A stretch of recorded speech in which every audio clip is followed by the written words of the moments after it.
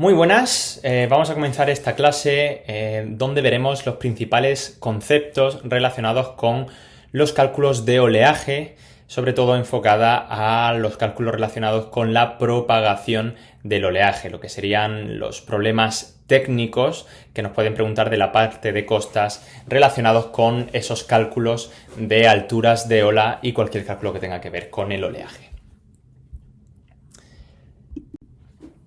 Comenzaremos con, primeramente, hablando un poco de los dos regímenes distintos que tenemos de oleaje, ya que es fundamental distinguir, diferenciar el régimen con el que estamos trabajando, qué régimen queremos aplicar, cuáles son los datos con los que estamos trabajando. Y es un aspecto fundamental ya no solo en el ámbito costero, en el ámbito del cálculo del oleaje, sino que también en cualquier ámbito en el que trabajemos con datos y los analicemos estadísticamente, va a ser fundamental saber si nos estamos refiriendo a un régimen medio o un régimen extremal. ¿Cuál es la principal diferencia? El régimen medio es aquel que abarca, digamos, o en el que se tratan todos los datos disponibles de la variable que estamos analizando. En este caso, por ejemplo, cuando hablamos del oleaje, estaremos empleando el régimen medio cuando tenemos en cuenta todos los registros de oleaje que se tienen a lo largo de un año, por ejemplo, o a lo largo de los años, a lo largo de la serie de datos que tengamos.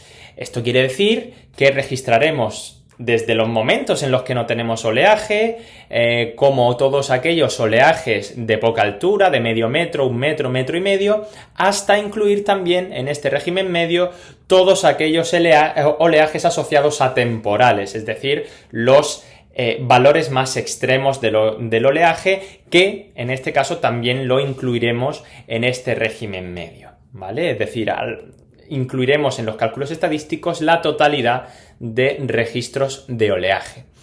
¿Y para qué casos utilizaremos este régimen medio? Pues, por ejemplo, para todos los problemas que tengamos relacionados con el transporte sólido litoral, la dinámica costera, esos problemas de regeneración de playas, de aportación periódica de arenas. ¿Por qué? Porque en esos problemas en los que entra en juego el transporte de arenas, transporte que ya sabemos que el factor principal de ese transporte es el oleaje, ¿vale? Pues el oleaje que va sucediéndose a lo largo de todos los años, todos los días del año, como decimos, con mayor o menor altura de ola, pero el que se va dando a lo largo de todos los años, durante todas las horas y días del año, van a influir en ese transporte sólido litoral, en esos fenómenos de transporte marino de arenas. Entonces tenemos que considerar para esos cálculos todo el registro de oleajes que se dan a lo largo del año, en todas las direcciones, en todas sus alturas, etc. Y como en la mayoría de los casos que trabajamos con un régimen medio, pues en estos casos los datos se van a ajustar a una función de distribución normal, que como ya sabemos es aquel que se asocia a través o se ajusta a través de la campana de Gauss, donde tenemos en el centro la mayoría de los datos en torno al punto y luego con sus dos picos de la campana de Gauss, ¿vale? Mientras que, por otro lado, tenemos el régimen extremal, que es un régimen donde en este caso no vamos a trabajar con la totalidad de los datos registrados de oleaje, sino que en este caso lo que vamos a hacer para el análisis de nuestros datos es quedarnos únicamente con una serie de datos de oleaje, esos oleajes extremos que se dan solo durante los eventos de temporal, durante esos eventos extremos que se dan pues 1, 2, 5 veces al año, pero de forma puntual, de modo que únicamente analizaremos esos datos extremos y descartaremos todos aquellos datos normales, todos aquellos registros normales asociados, pues en este caso, a altura de olas más pequeñas, que en este caso no nos interesan porque no van a tener ningún tipo de incidencia en las aplicaciones para las cuales vamos a realizar los cálculos, para las cuales vamos a aplicar el régimen extremal.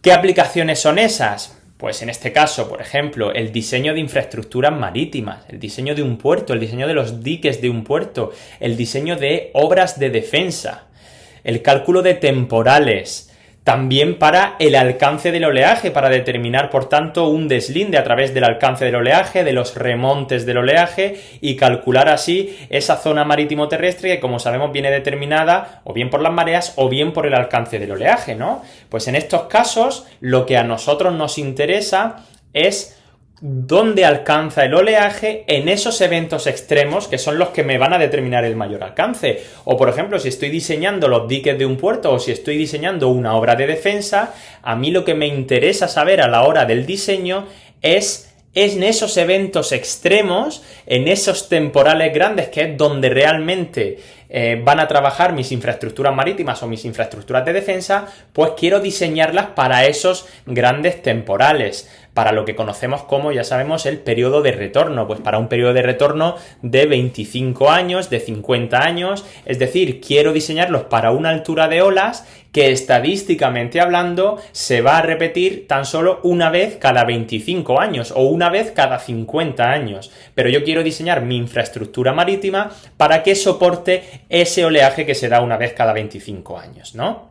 Entonces, en este caso, los únicos datos que vamos a utilizar para el análisis estadístico de los registros del oleaje solo van a ser esos datos que superan cierto umbral, es decir, esos datos pico del oleaje que los emplearemos, los trataremos, los analizaremos estadísticamente para, en este caso, ajustarlos a funciones de distribución, pues como son las típicas del régimen extremal, pues como la doble exponencial, la función Weibull o función Gumbel, que son funciones de extremos. ¿De acuerdo? Entonces, como decimos, lo primero que tenemos que tener cuenta es, lo primero que tenemos que tener claro es ¿para qué voy a realizar mi cálculo estadístico? ¿Qué datos del oleaje voy a trabajar? ¿Y para qué motivo? Para saber si lo que quiero es hacer un análisis del régimen medio del oleaje o del régimen extremal. A modo de curiosidad, podemos hacer una equiparación, por ejemplo, en el ámbito de las aguas, en el ámbito del dominio público hidráulico. ¿Qué ejemplos tendríamos, por ejemplo, de un régimen medio de las aguas? Pues, por ejemplo, si queremos calcular el estado ecológico de las aguas y tenemos varios muestreos, varias muestras de concentraciones de nutrientes o de temperaturas o de pH a lo largo del año, pues nosotros vamos a analizar todos los datos de todas las muestras que tengamos a lo largo de un año, a lo largo de los años, para conocer así el estado, para calcular así el estado ecológico de la masa de agua, ¿no? Pues en este caso cogeremos todos los valores que obtenemos en los muestreos, ¿no? Pues hablaríamos en ese caso de un régimen medio que de normal se ajustará a una distribución normal. Mientras que si hacemos un cálculo, por ejemplo, como el de la máxima crecida ordinaria, ¿qué estamos analizando en la máxima crecida ordinaria de un río? Estamos analizando los caudales máximos instantáneos anuales de un río. Es decir, de todo el abanico de caudales instantáneos que tiene un río, donde cada segundo pasa un caudal, un valor en metros cúbicos por segundo, cada segundo tendríamos un dato de caudal instantáneo, ¿vale? Pues nosotros, de todo el registro que tengamos de caudales instantáneos a lo largo de todo el año, nosotros para el cálculo de la máxima crecida ordinaria únicamente nos vamos a quedar con el máximo anual de ese caudal instantáneo y todo el resto de valores de caudales los descartamos. Con lo cual, en este caso, estamos hablando de un régimen extremal, porque solo nos quedamos con esos valores, en este caso máximo anual, solo nos quedamos con esos valores para hacer el cálculo que nos interesa, pues ya sea de la máxima crecida ordinaria, ya sea de la zona de flujo preferente asociada a un periodo de retorno de 100 años, o a la zona inundable, en este caso, asociada al periodo de retorno de 500 años. Todos esos cálculos se trata, en este caso, los cálculos de inundabilidad, de una aplicación de régimen extremal. ¿De acuerdo hasta aquí? Pues eso, primera cosa que tenemos que tener clara a la hora de diferenciar entre estos dos regímenes. ¿De acuerdo? Vamos a pasar ahora a hablar de los parámetros de caracterización del oleaje. Volvemos a centrarnos ya en el oleaje y bueno, aquí simplemente pues os muestro un poco los parámetros básicos porque bueno, como sabemos, las olas se pueden asemejar a ondas, son ondas, que en este caso son ondas que presentan una convexidad hacia la superficie, lo que llamamos una cresta, como veis en la imagen, y una, bueno, que está precedida y seguida de una concavidad, que en este caso se llama seno, ¿vale? Y en este caso, pues el hecho de que las olas se puedan aproximar a ondas, o bueno, o se puedan considerar como ondas, pues permite que las podamos definir a través de una serie de magnitudes, como son esa altura de ola, que en este caso es la diferencia de altura que hay entre una cresta y un seno que sean consecutivos. También tenemos la longitud de onda, que en este caso es la distancia en horizontal entre dos crestas o dos senos consecutivos. También tenemos el periodo, que en este caso el periodo del oleaje en segundos es el tiempo de paso entre una longitud de onda completa.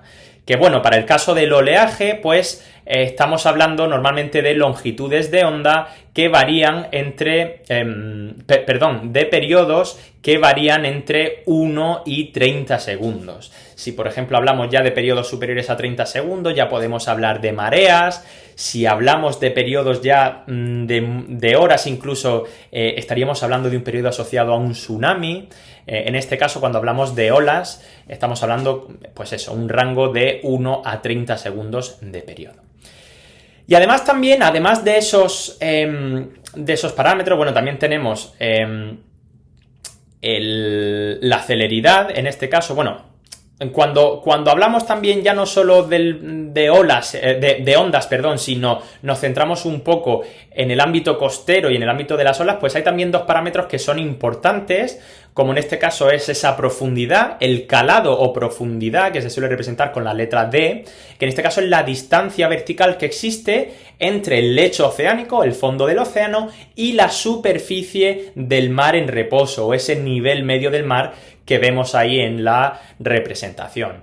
Y también importante puede ser la celeridad de onda, la velocidad de propagación o celeridad, que normalmente se representa con esa letra C, que es, en este caso, pues como la velocidad que tenemos representada en metros por segundo, pues aquí también se representa de la misma forma como la relación entre la longitud de onda y el periodo de la misma.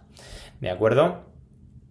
Y además de estos parámetros básicos asociados a al concepto de onda o al ámbito costero, los conceptos de frecuencia angular y de número de onda no son tan importantes en este caso, pero sí que son importantes los parámetros adimensionales que podemos obtener a través de la relación entre tres de las magnitudes que acabamos de explicar, que son la longitud, la altura de onda y la profundidad. De modo que en este caso tendríamos el peralte de la ola, que no es más que la relación entre la altura de ola y su longitud de onda. Una ola será muy peraltada cuando sea, digamos, muy esbelta, cuando tenga mucha altura para una pequeña longitud de onda. Eso es una ola muy peraltada. Luego tenemos también la altura relativa, que no es más que la relación entre la altura de ola y la profundidad, es decir, esa distancia al lecho oceánico. Y por último tendríamos esa profundidad relativa, que en este caso es la relación entre la profundidad y la longitud de onda. Bueno, son unos parámetros adimensionales que en este caso, pues en función del ámbito de aplicación pueden resultar también de bastante utilidad. Sobre todo el peralte es un parámetro que se emplea mucho, pues por ejemplo, para criterios de rotura, porque la rotura pues se alcanza muchas veces a partir de ciertos niveles de peralte donde ya la ola alcanza una altura para una longitud de onda muy pequeña que destabiliza a la ola y produce la disipación de energía con la rotura. Pero bueno, lo importante es tener en cuenta estos parámetros básicos para el resto de la explicación. Por otro lado, tenemos también lo que son los fenómenos de propagación del oleaje. ¿A qué nos referimos con fenómenos de propagación del oleaje? Los fenómenos de propagación del oleaje son aquellos fenómenos que sufre un frente de olas, es decir, una ola que digamos que se genera en aguas muy profundas, va avanzando hacia la costa por efecto de los vientos principalmente. El viento es el principal factor generador del oleaje. Pues entonces un viento genera un frente de olas que va avanzando hacia la costa. En ese avance hacia la costa, normalmente los frentes de olas no sufren ninguna modificación relevante en cuanto a su altura, en cuanto a su periodo, en cuanto a su longitud de onda. Y cuando empieza a sufrir el oleaje cambios importantes, que es lo que conocemos como la propagación del oleaje. La propagación del oleaje son los cambios que sufre a lo largo de su acercamiento al litoral.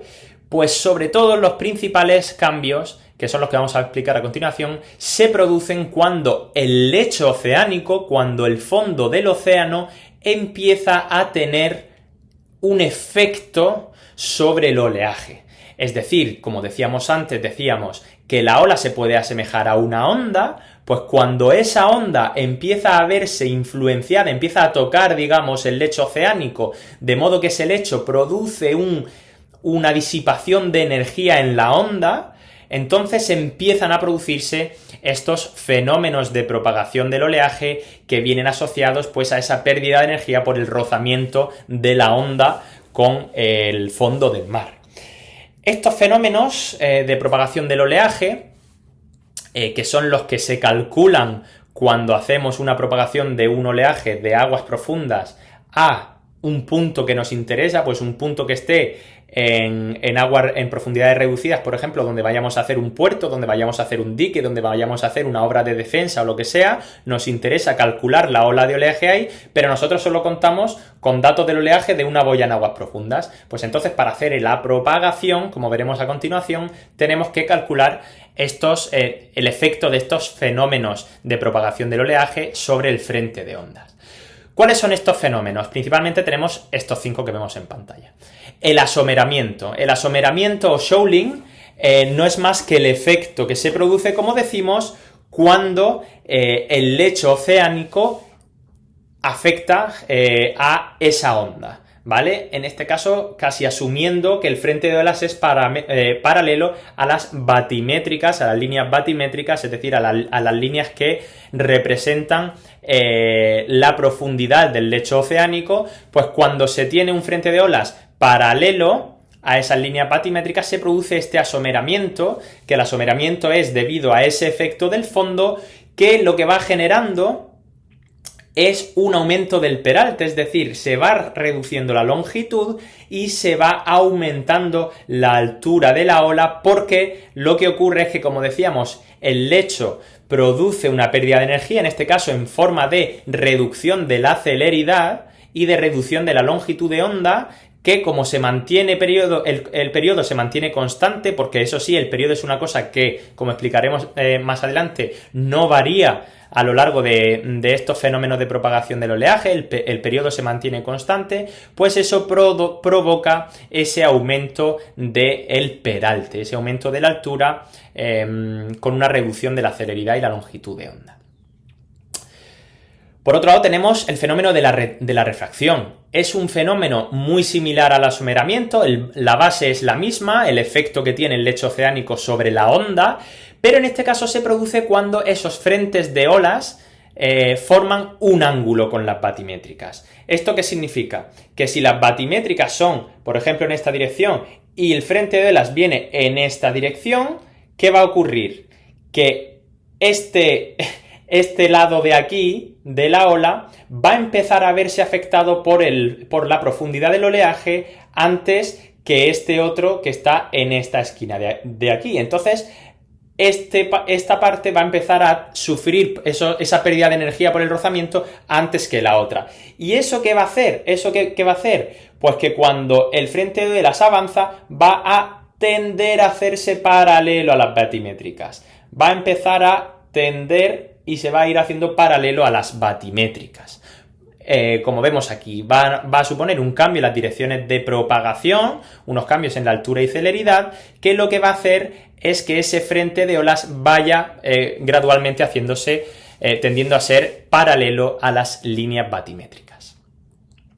Luego ya tenemos fenómenos distintos como son los de difracción y reflexión, que son dos fenómenos en este caso asociados a obstáculos, a cuando se encuentra con obstáculos. En este caso, en el caso de la difracción, hablamos de un fenómeno que se da cuando el frente de olas se encuentra en su avance con un obstáculo que incide de forma lateral.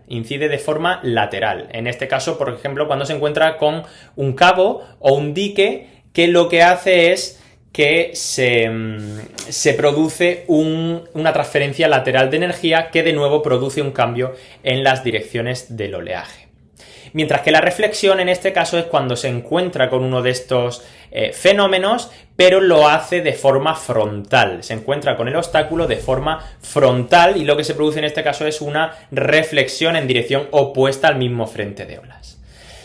Y por último ya tendríamos el fenómeno de la rotura, que es el mecanismo disipador de la energía por excelencia, que se produce ya normalmente en aguas poco profundas y que en este caso se caracteriza pues porque se van reduciendo esa longitud de onda, se va peraltando, va aumentando la altura hasta cierto punto donde ya se produce un desequilibrio, la ola se vuelve inestable y rompe de modo que disipa toda su energía. Vale, pues con esto finalizaríamos ya con los fenómenos de propagación del oleaje y pasamos. Aquí se me ha colado una diapositiva, se me ha colado esta diapositiva que simplemente tenemos de manera más resumida esos fenómenos de propagación del oleaje que acabamos de explicar, pero vamos a pasar ya a la diapositiva relativa a la zonificación del mar.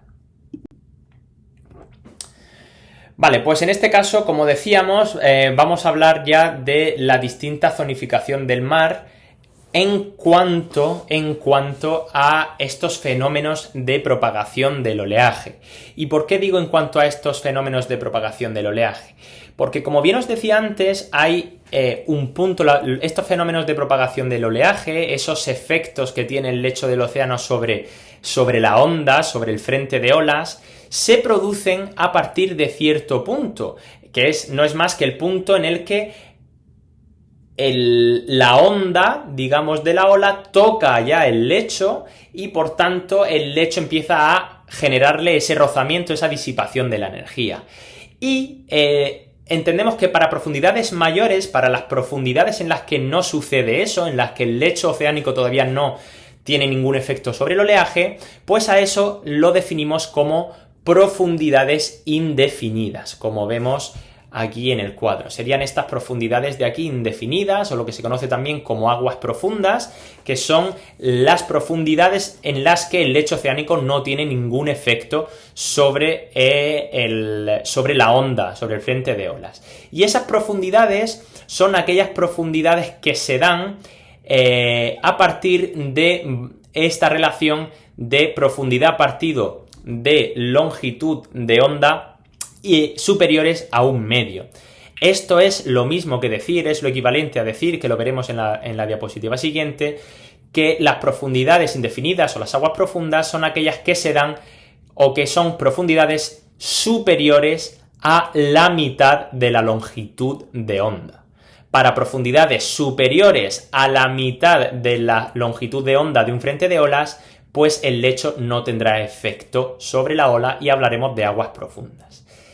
En relaciones ya inferiores a eso, como vemos aquí, relaciones de 1,25 a 1 medio de esa relación entre la profundidad y la longitud de onda, hablaríamos de profundidades intermedias o aguas de transición, y para profundidades inferiores o para relaciones inferiores a 1,25 en esa profundidad relativa que veíamos antes, profundidad partido de longitud de onda, hablaremos de profundidades reducidas o de aguas someras. En cualquier caso, la diferencia importante está aquí, cuando pasamos de aguas profundas a profundidades intermedias, porque ya, como decíamos, si nos encontramos en aguas profundas no habrán fenómenos de propagación, mientras que una vez ya entramos en profundidades intermedias y por supuesto en profundidades reducidas, ya sí que entrarán en juego los fenómenos de propagación del oleaje. ¿Y por qué es importante esta tabla de aquí? Porque cuando nos den en un enunciado, por ejemplo, del ejercicio práctico, cuando nos den unos datos de oleaje, normalmente los datos de oleaje ya sabéis que se obtienen a través de datos registrados en boyas, pues será fundamental que nos digan si esos datos del oleaje han sido datos tomados en una boya que se encuentra en aguas profundas o que se encuentra en aguas intermedias o en aguas someras.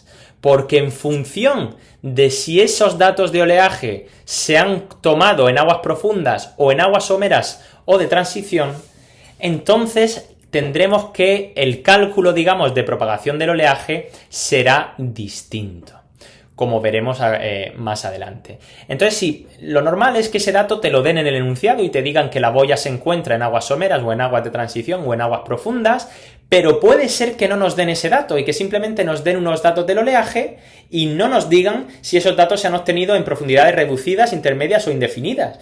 Entonces, en este caso, la primera comprobación que habrá que hacer es la de comprobar en cuál de estas tres franjas estamos a partir de estas fórmulas que tenemos en estas tablas de aquí. Lo normal es que nos digan a qué profundidad estaba y para calcular la longitud de onda, pues teniendo el periodo y esa profundidad podremos calcular la longitud de onda para así comprobar con estas relaciones en cuál de estas tres zonas estamos. ¿Vale? Aquí veis que para el caso de profundidades intermedias, como entra en juego la tangente hiperbólica, pues en este caso, donde tenemos la longitud de onda a los dos lados, habría que hacer el cálculo de la longitud a través de iteraciones, es decir, dando valores aleatorios a la L para ir acercándonos a este valor. Pero bueno, para no tener que entrar en este cálculo, lo más fácil es pues calcular primero si estamos en aguas profundas, calculando esta longitud de onda que únicamente depende del periodo, que el periodo es un dato que te tienen que dar. Si no estamos en aguas profundas, porque cuando calculemos la L no cumple esta relación de aquí, pues entonces calcularemos si estamos en aguas reducidas, en profundidades reducidas, porque sí que podremos con el periodo y la profundidad calcular esta longitud de onda y calcular si esta relación se cumple, y en el caso de que no se cumpla ni esta relación ni esta, pues estaríamos en aguas de transición. ¿De acuerdo? Como decíamos aquí, lo importante es destacar que el periodo es el único parámetro de los que hemos visto antes que se va a mantener constante siempre en cualquiera de las zonas que nos encontremos. No va a variar a lo largo de ellas, mientras sí que variarán estos parámetros de longitud de onda, la altura de ola, la celeridad. Esos parámetros sí que van a variar, mientras que el periodo será el único que siempre es característico de un frente de olas y no variará independientemente de la zona en la que se encuentre. ¿De acuerdo? Vamos a ver un poquito de forma gráfica esta zonificación.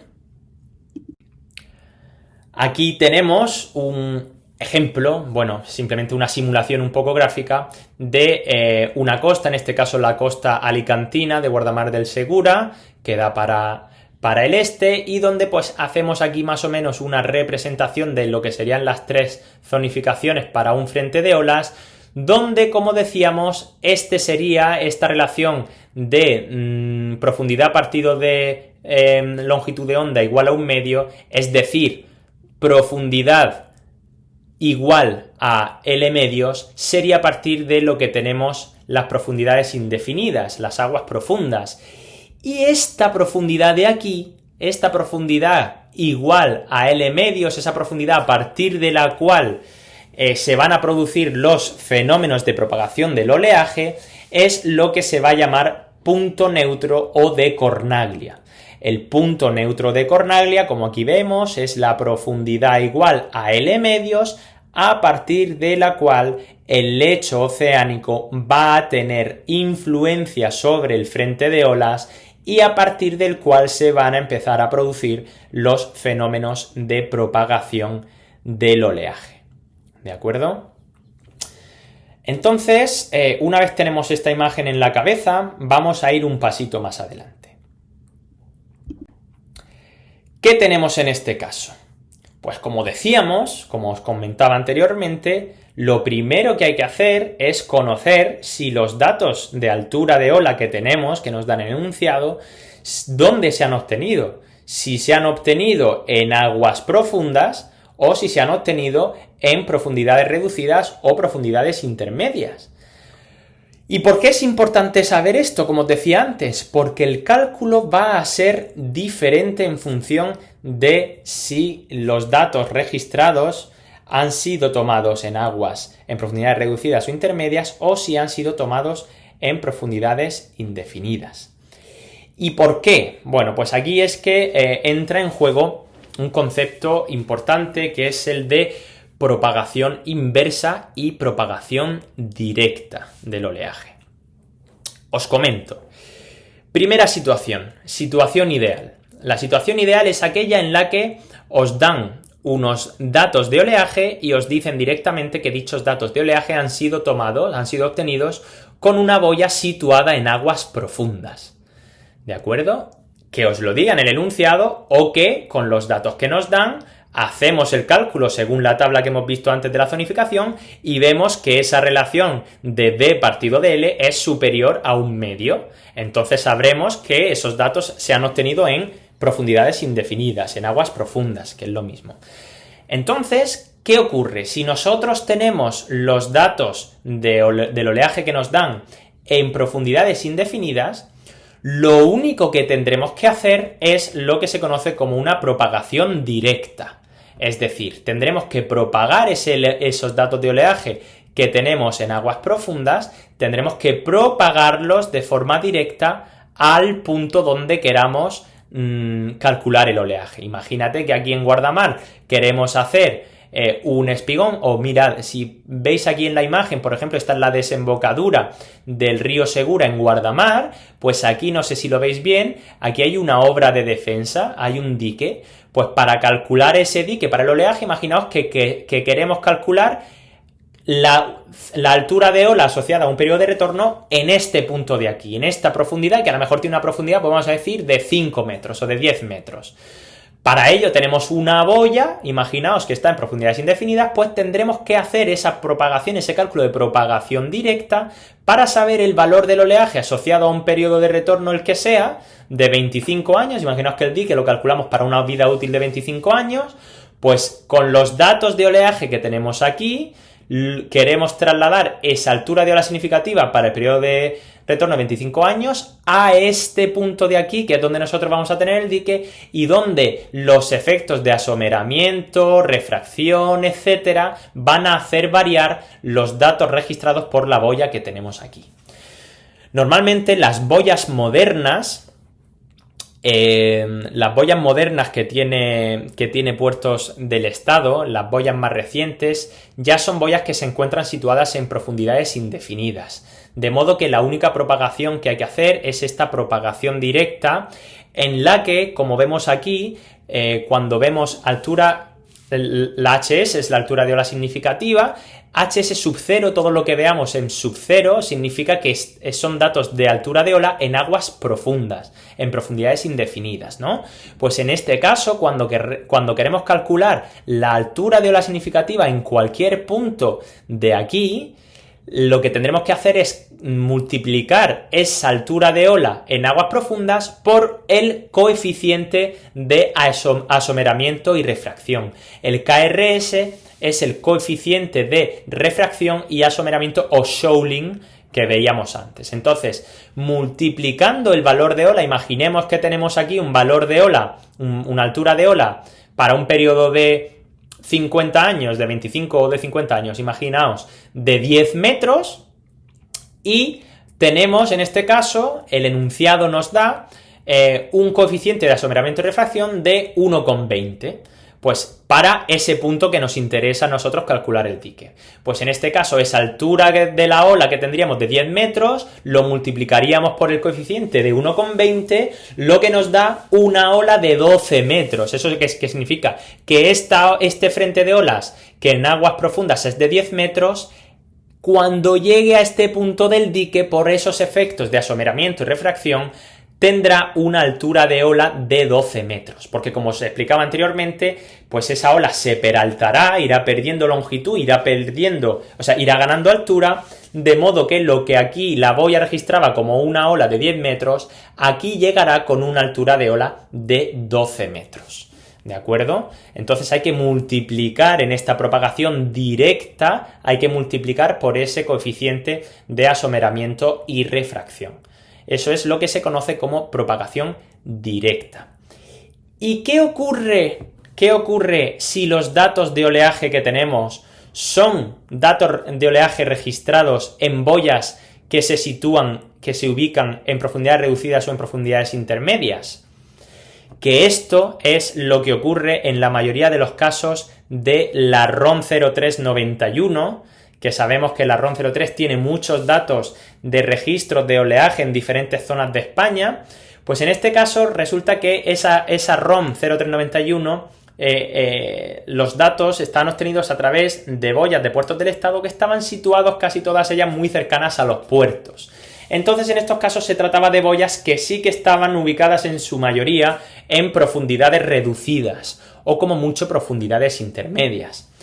¿Qué ocurre? Que entonces ya no podemos hacer una propagación directa, porque ya no podemos hacer una propagación desde esas aguas indefinidas hasta el punto que queramos, porque ahora los datos los tenemos ya en un punto concreto, a una profundidad concreta de profundidades reducidas, donde ya se han producido efectos de asomeramiento y refracción en esos propios registros de la boya.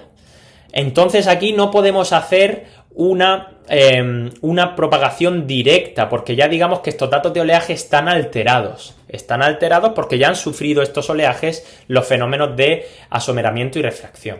Entonces en este caso, ¿qué se hace?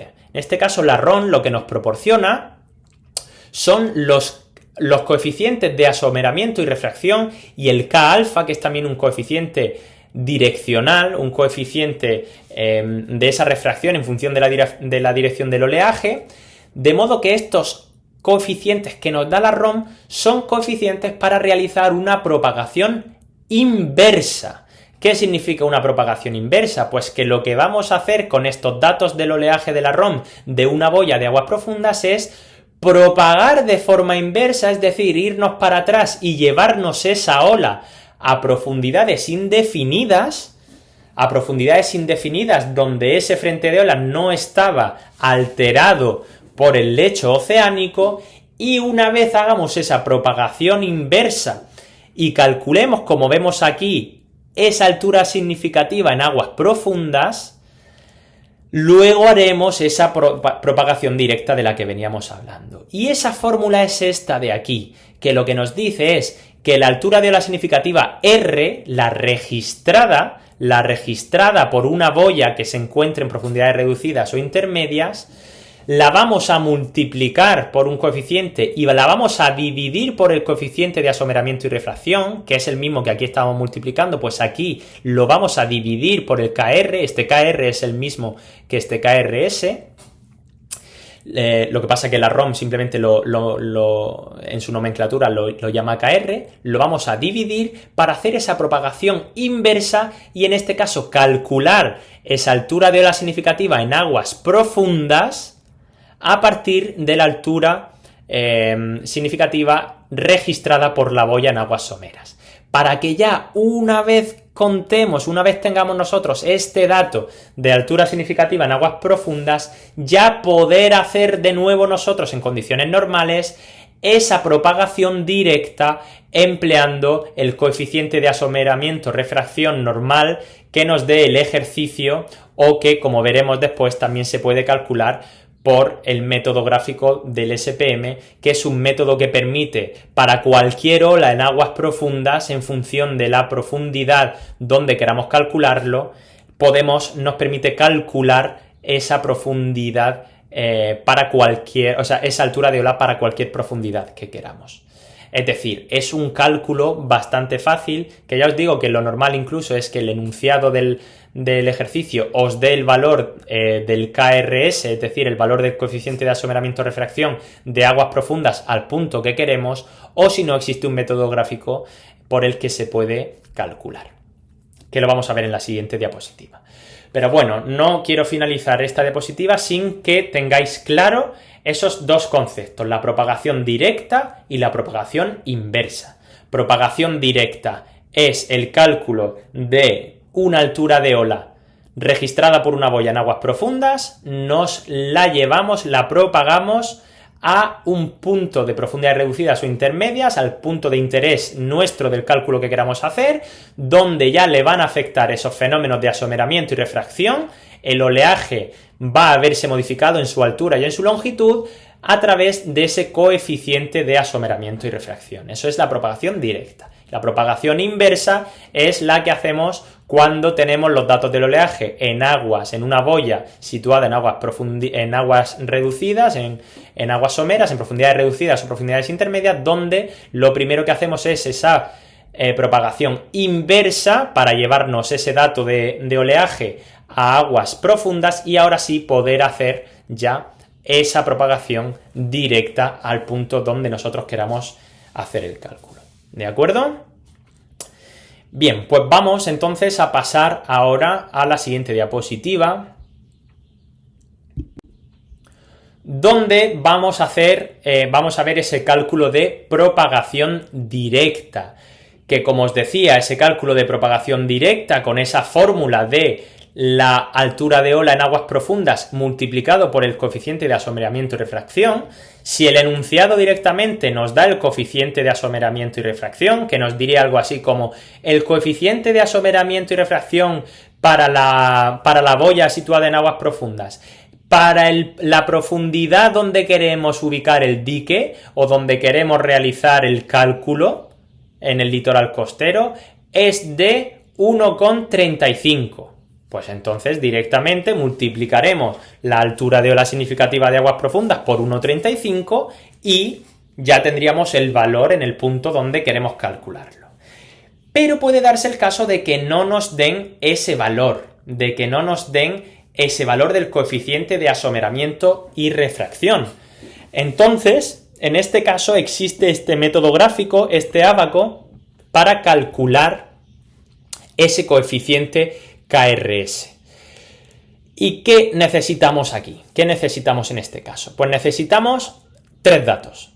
Necesitamos, por un lado, el ángulo alfa, que es el ángulo, como aquí os explicaba antes y aquí se representa, es el ángulo que forma el frente de olas, que son estas líneas aquí continuas, con las líneas batimétricas, que son estas aquí discontinuas. Ese ángulo que formen las olas que vienen, que veis aquí como se van, este frente de olas que viene en esta dirección va poco a poco haciéndose más paralelo a las olas, eso es lo que os explicaba antes, que es la refracción. Pues aquí necesitamos ese ángulo que forma en aguas profundas, siempre, como os decía, subíndice de sub 0 estamos hablando de aguas profundas, deep water. Pues en este caso, necesitamos el ángulo que forma el frente de olas con las batrimétricas de la línea de costa, ¿vale? Porque ese dato lo vamos a usar para entrar aquí en horizontal por este lado, que son los mismos que este lado, ¿vale? Pues si forma un ángulo de 35 grados entraremos en esta línea y necesitamos dos parámetros más, que son el periodo, el T, que como decimos, que es el periodo del frente de olas. Aquí no pone T sub 0 porque os decimos que el periodo no varía en toda la propagación del oleaje, no varía, con lo cual no tiene sentido hablar de T sub 0 porque es el mismo a lo largo de todas las zonas. Entonces, el periodo del oleaje, este T, tenemos el valor G, que no es más que el valor de la gravedad, y D, en este caso, es el valor de la profundidad a la que nosotros queremos calcular ese coeficiente. Es decir, si nosotros queremos hacer el dique de defensa a una profundidad, queremos ponerlo a una profundidad de 5 metros, pues entonces querremos calcular el coeficiente de asomeramiento y refracción, el KRS, para esa profundidad de 5 metros desde aguas profundas. Entonces aquí esta D sería 5, con lo cual aquí haríamos el cálculo 5 partido de 9,81 por, imaginaos que tiene un periodo de 9 segundos, pues por 9 elevado a 2, e imaginaos que ese valor, esa división de 5 partido de 9,81 por 9 elevado a 2, nos da un valor de, vamos a decir, pues ya que lo tenemos aquí, 0,004. Pues entonces, hemos dicho antes que entramos, no me acuerdo qué valor he dicho, entramos con un valor de 35 grados y 0,04, aquí en la vertical. Pues iríamos por la vertical de esta 0,04 hasta este valor de 0,35 y caeríamos en este punto de aquí. En este punto de aquí. Voy a ver si puedo pintarlo. ¿Vale? Caeríamos en... Vamos a uno que sea más fácil. Imaginaos, vamos a ver uno que nos pueda dar... Por ejemplo, hemos dicho 0,04, ¿vale? Imaginaos que en vez de 35 tiene un ángulo de 30 grados. Llegaríamos a este punto de aquí que veis en la imagen, ¿verdad? A ese punto más o menos.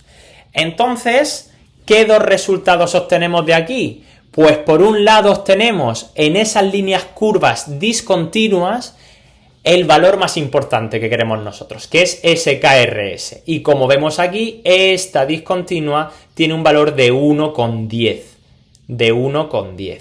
Entonces, en este caso, el valor del KRS sería de 1,10. Esto quiere decir que si teníamos en aguas profundas una altura de oleaje de 10 metros, pues a esa profundidad de 5 metros llegaría con una altura de 10 por 1,10 por 1,1, es decir, 11 metros. Tendríamos un incremento en la altura de ola de 1 metro, ¿de acuerdo? Y el otro dato, que normalmente no es tan interesante, pero bueno, el otro dato que se obtiene con este gráfico es a partir de estas líneas curvas continuas, que como vemos tiene aquí 5 grados, 10 grados, 15 grados, pues esto es el oleaje, el grado, el alfa que pasa a tener el frente de olas en esos 5 metros. Entonces pasaríamos de tener un grado, formaría en aguas profundas un grado de 30, o sea, un ángulo de 30 grados con las batimétricas, pues cuando llegue a esos 5 metros de profundidad ya solo formaría un ángulo de unos 10, un poquito más, pues unos 12 grados con esas líneas batimétricas, porque como os decía, el frente de olas va a tender a ir haciéndose paralelo a las líneas batimétricas. ¿De acuerdo? Entonces, esos dos serían los parámetros, las dos entradas en vertical y en horizontal, y las dos salidas las obtendríamos con las líneas curvas continuas y las discontinuas. Y de esta forma se podría calcular se podría realizar esa propagación directa cuando no nos dieran el coeficiente de asomeramiento-refracción KRS. ¿De acuerdo? Y por otro lado, tendríamos ese cálculo de la propagación inversa que os decía antes, que lo haremos sobre todo cuando los datos que tengamos sean esos datos de la ROM, esos datos de las boyas de la ROM, de la red de puertos del Estado, que las tenían pegadas a los puertos en aguas poco profundas, en aguas someras. Entonces, en este caso, tendríamos que hacer, antes de esa propagación directa que acabamos de explicar, tendríamos que hacer, en este caso, el cálculo de la propagación inversa en primer lugar, que, pues como vemos, es un cálculo que vamos a explicar ahora con los datos que nos da la ROM, pero aquí os pongo, lo tenéis en el prontuario también, un poco el procedimiento que habría que aplicar, que es pues primero obteniendo ese valor de la altura registrada para un periodo de retorno en la propia ROM, ahora veremos en qué gráfico. También obtendríamos ese coeficiente direccional, ese K sub alfa, en función de la dirección que tuviésemos. Ahora lo veremos también de dónde lo sacamos con la información de la ROM. Luego también habría que obtener el K sub R, ese coeficiente de asomeramiento-refracción, que en este caso varía en función del periodo, también nos lo da la ROM, ¿vale? Y con todo eso ya podríamos obtener la altura de ola la altura de ola significativa en aguas profundas, multiplicando la altura de ola registrada por K sub alfa y todo ello dividido por el coeficiente de asomeramiento y refracción, ¿vale? Vamos a ver ahora con un ejemplo de la ROM de dónde sacamos estos datos que obtenemos, pero este sería un poco el procedimiento de forma simplificada. Bien, pues como decimos, ya estamos terminando la presentación. Vamos a poner un ejemplo, en este caso, pues hemos cogido de ejemplo la boya de Cabo de Palos, en Murcia. Vamos a fijarnos un poco en la distinta información que nos da la ROM para cada una de las boyas, sobre todo, bueno, centrándonos en la información más relevante. Aquí no hay mucha información que nos sirva, bueno, pues nos dan la boya, que es de Cabo de Palos, nos dice la ubicación, las coordenadas de esa boya, nos dice a qué profundidad está, como vemos son profundidades no muy grandes, asociadas normalmente todas las de la ROM a esas aguas poco profundas, a esas aguas someras. Nos dice el periodo de medida de la boya, en este caso se trata de una boya que tiene datos de oleaje de un periodo de 5 años, desde el 85 hasta el 90. Vemos aquí también la zona que representa, ¿vale? Y poquito más de aquí. ¿Qué más información nos da la ROM? Pues por aquí, por ejemplo, vemos representado gráficamente la boya donde está en la zona de tierra y esto sería el mar, ¿vale? Aquí de lo importante es esta imagen de direcciones significativas. Esto lo que nos representa es que a esta boya los oleajes mayoritarios que le afectan vienen de todas estas direcciones sin que venga oleaje de toda esta zona. Esto tiene sentido cuando vemos la imagen, porque lo que nos está diciendo es que los oleajes que afectan a esta zona, pues vienen de esta dirección, vienen del sur-sureste, del sureste, vienen del este, vienen incluso del noreste, pero, como bien podemos ver que es lógico, no registra en este caso oleajes en dirección norte o en dirección oeste, porque es donde tenemos la tierra. Entonces los oleajes normalmente pues avanzan siempre de mar adentro hacia la costa. Por eso el abanico de oleajes registrados por esta boya son estos de aquí, que vienen en dirección hacia el litoral. ¿De acuerdo? Esto es importante porque ya os digo las direcciones que está registrando esta boya en particular. Aquí empezamos ya con la información relevante, con la información que nos da la ROM en cuanto a esas alturas de ola. Y aquí lo primero que quiero que os fijéis es cómo diferencia esos regímenes que estábamos explicando al principio de la exposición. Tenemos esos regímenes medios, tenemos una tabla para regímenes medios y tenemos una tabla para regímenes extremales. Y además vemos que los datos son muy distintos, pese a ser la misma boya, ya veréis que los datos son muy distintos, porque aquí tenemos una probabilidad acumulada. ¿Esto qué quiere decir? Pues que aquí nos está diciendo, por ejemplo, aquí tenemos el 0, aquí tenemos que imaginarnos que hay un 0.5, una probabilidad de 0.5, probabilidad acumulada del 0.5, esto es una probabilidad del 50%. Y nos la asocia a una altura de ola que la vemos aquí de 0,6 metros. ¿Esto qué significa? Que el 50% de todos los oleajes que se registran en esta boya tienen una profundidad menor, igual o menor a 0,6 metros. ¿De acuerdo? Esto es, como decimos, aquí se tienen en cuenta la totalidad de los oleajes registrados, como os explicaba anteriormente. Entonces aquí, analizando estadísticamente todos esos registros de oleaje, lo que nos dice es que el 50% de las olas registradas por esa boya son iguales o inferiores a 0,6 metros. Mientras que, por ejemplo, si nos vamos a una probabilidad acumulada del 0,8, nos iríamos a este punto de aquí, lo que nos dice es que el 80% de los oleajes registrados son iguales o inferiores a 1 metro de altura.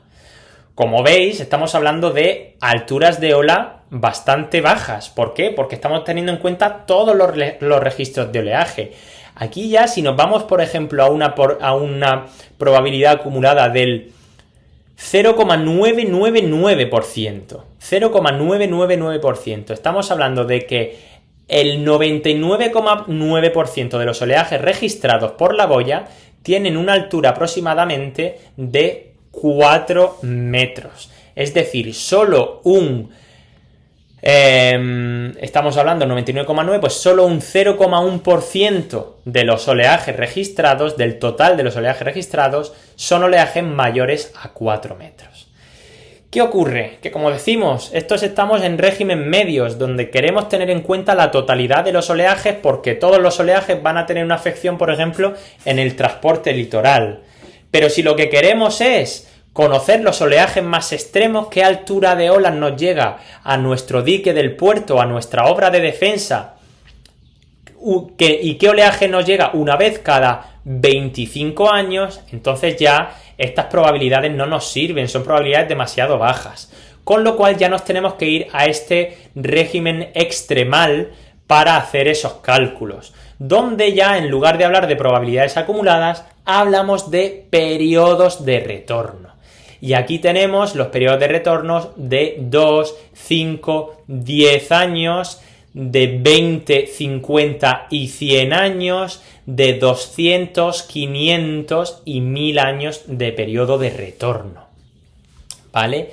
Entonces aquí, por ejemplo, lo que queremos saber, pues normalmente hay ciertas obras de defensa que a lo mejor se calculan para una vida útil de 50 años, ¿vale? Para un periodo de retorno, por tanto, de 50 años. Pues nos tendríamos que ir a este valor de aquí, a este 5, que como está detrás del 10, ya os he dicho, 10, 20, 50 y 10 elevado a 2, 100 años, pues nos iríamos a esta línea de 50 años de periodo de retorno para ver que en la boya de Cabo de Palos tenemos un oleaje asociado a un periodo de retorno de 50 años de aproximadamente, pues tendríamos ahí más o menos 6,4, 6,5 aproximadamente. Es decir, nuestra altura de ola de un periodo de retorno de 50 años es de 6,5 metros aproximadamente. ¿De acuerdo? Normalmente, en la mayoría de los casos, nos vamos a esta banda continua. Veis que aparece también una banda discontinua, que es la banda de confianza del 90%, que en este caso lo que te dice la ROM es que se utilice para periodos de retorno superiores a 500 años, porque esto básicamente lo que te dice es que como los datos se recogen para un periodo hemos visto que tenemos datos en este caso únicamente de 5 años, pues te dice que para periodos ya muy superiores, según qué casos te dice superiores a 200 años, superiores a 500 años, conviene del lado de la seguridad utilizar esta línea discontinua. Pero para la enorme mayoría de los casos que nosotros vamos a trabajar, acudiremos siempre a esta línea continua porque no necesitaremos ir a esa banda de confianza del 90% para los periodos más extremos. ¿De acuerdo? Importante entonces saber, de nuevo, en función de qué caso tenemos y de qué oleaje vamos a calcular, pues saber si vamos a utilizar esta gráfica de regímenes medios o la de regímenes extremales. Y además, como vemos también en esta tabla, nos aparece ya ese coeficiente, esa K sub alfa que veíamos antes en la fórmula, en función que varía según las diferentes direcciones. ¿De acuerdo? Aquí ya tenemos también los datos de esa K sub alfa, que además creo que luego te la indica otra vez. Vamos a ver qué más información nos da la ROM. Aquí tenemos otras tablas. En este caso, en la mayoría de los casos no vamos a utilizar nada. Lo único que puede ser aquí interesante es para el caso de que no nos den el enunciado el periodo, que de normal nos van a dar el periodo asociado al oleaje, pero bueno, en el caso de que no nos dieran el periodo, pues aquí tenemos una fórmula en función de la zona que nos encontremos para calcular ese periodo. Que ya veis que es una fórmula poco exacta, porque es una fórmula, esto no penséis que es 3,9 menos 5,1. No, esto lo que te dice es que el periodo varía aproximadamente entre 3,9 multiplicado por la raíz cuadrada de la altura significativa y 5,1 multiplicado por ese valor de esa raíz cuadrada de la altura de la significativa. Si, por ejemplo, cogemos el valor de la altura significativa de 6 metros, pues nos está diciendo que los periodos asociados más o menos son pues 3,9 por la raíz de 6, que eso da aproximadamente 9,5, como vemos aquí, o 5,1 multiplicado por la raíz cuadrada de 6 nos da aproximadamente 12,5. Pues nos dirá que para una altura significativa del oleaje de 6 metros, el frente de olas tendrá periodos que pueden variar entre los 9,5 y los 12,5 metros. Bueno, eso es lo único medio importante que podemos tener aquí, puesto que Ya os digo que de normal esto es una información que os dará el propio enunciado. Y ya por último, y con esto finalizamos la presentación, en esta tabla obtendremos esos coeficientes KR, esos coeficientes de refracción, que como decíamos, los coeficientes, el K sub alfa lo obteníamos de la tabla que veíamos antes en la tabla de regímenes extremos, y el coeficiente que nos falta, ese K sub R, ese coeficiente de refracción y asomeramiento, refracción Shouling, que aquí la ROM lo denomina K sub R, pues lo tenemos aquí en función, varía según las diferentes direcciones, y también varía en función de los periodos. Aquí tendríamos que entrar pues con el periodo que sea, el periodo de 9 segundos, el periodo de 11 segundos, el periodo que tengamos de nuestro oleaje, entraríamos y para cada una de las direcciones tendríamos un KR diferente. Y lo cogeríamos directamente de esta tabla. ¿De acuerdo? Pues con esto finalizaríamos esta explicación de lo relativo a la propagación del oleaje. Espero que os sea de ayuda. De nuevo, como siempre, cualquier duda que tengáis podéis preguntarme. Todo esto también lo tenéis recogido en el prontuario de costas en la parte técnica, donde se ve esto también con detalle, complementado con la explicación que os he dado en esta clase. ¿De acuerdo? Espero, como digo, que os sea de utilidad, y para cualquier duda que tengáis, pues no tenéis más que decírmelo. Muy bien, pues hasta la próxima.